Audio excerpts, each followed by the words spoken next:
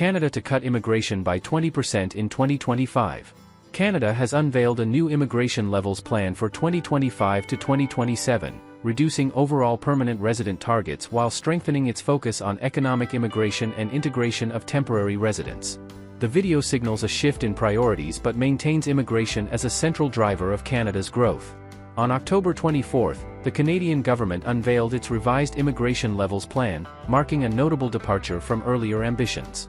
While Canada has long been recognized for welcoming record numbers of newcomers, the new framework outlines a gradual reduction in permanent resident admissions.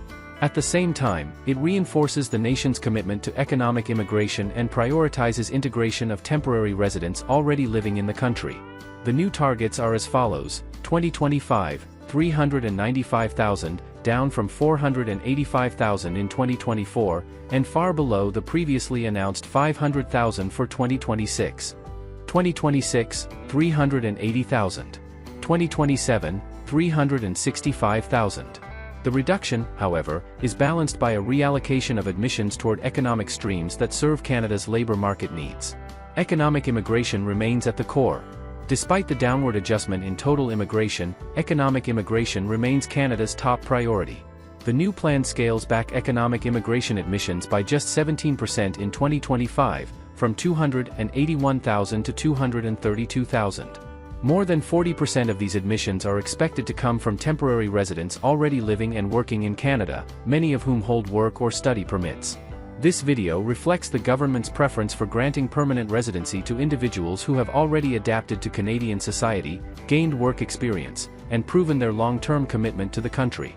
A rare direct announcement from the Prime Minister. Unlike previous years when the Immigration Minister would lead such announcements, Prime Minister Justin Trudeau personally unveiled the new plan, highlighting its significance. Trudeau praised the long-standing contributions of immigrants, calling immigration one of the key reasons Canada's economy has become the envy of the world. Immigration Minister Mark Miller echoed the sentiment, affirming that while targets are being reduced, Canada remains committed to supporting newcomers and building inclusive pathways. Provincial nominee programs face major cutbacks. One of the most striking changes in the new plan is the sharp reduction in provincial nominee program admissions. These programs, which allow provinces to select immigrants based on local labor needs, have seen their numbers slashed by 50%. 2025, 55,000, down from 110,000 in 2024 and 120,000 originally set for 2025. 2026, 55,000. 2027, 55,000. This dramatic scaling back represents a major shift in the balance of power between federal and provincial priorities in immigration. Express entry gains more weight. While PNPs lose ground, the federal high-skilled immigration category, managed primarily through express entry, has seen its numbers increase. These programs, which target skilled workers, are now receiving a greater share of Canada's immigration allocations. 2025, 124,680. 2026, 123,230. 2027, 118,730.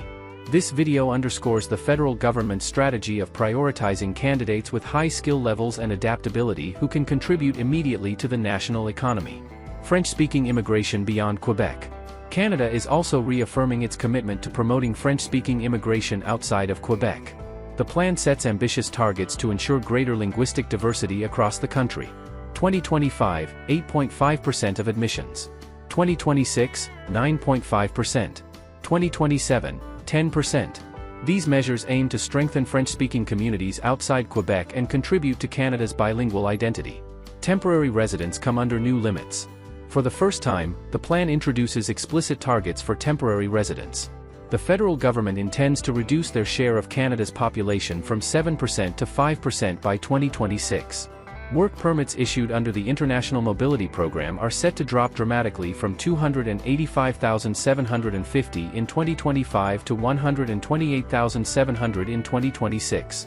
In contrast, the Temporary Foreign Worker Program will remain stable at 82,000 permits annually.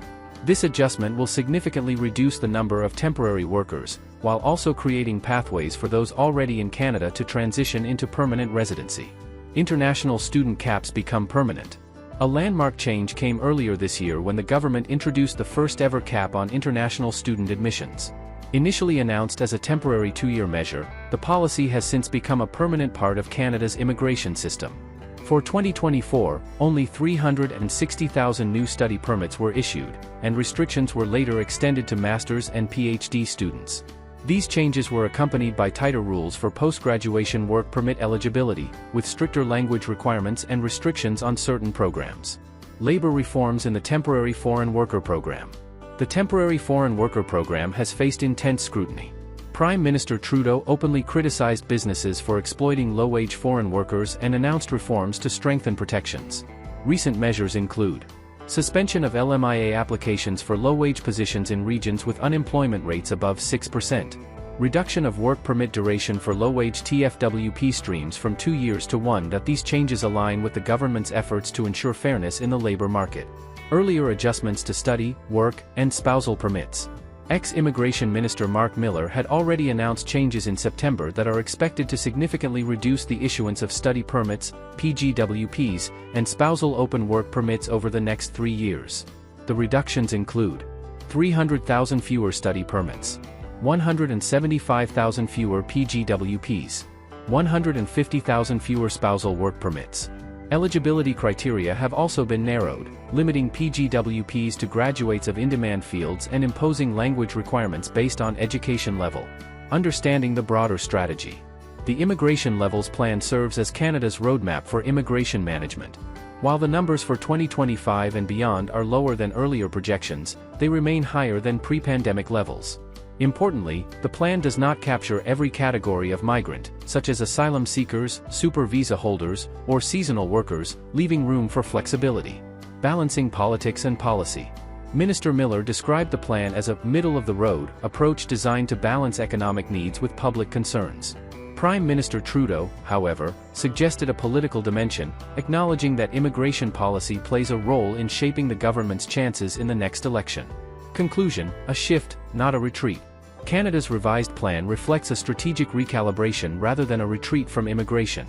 The focus has shifted toward high-skilled economic immigration, integration of temporary residents, and tighter controls on international students and low-wage labor streams. While the total number of newcomers will decrease, the plan underscores Canada's intent to maintain immigration as a cornerstone of national growth, albeit in a more managed and controlled fashion. While the total number of newcomers will fall, the revised plan reflects a more balanced and controlled approach. Canada continues to view immigration as vital to its economy, but with a sharper focus on high-skilled workers, integration, and long-term sustainability.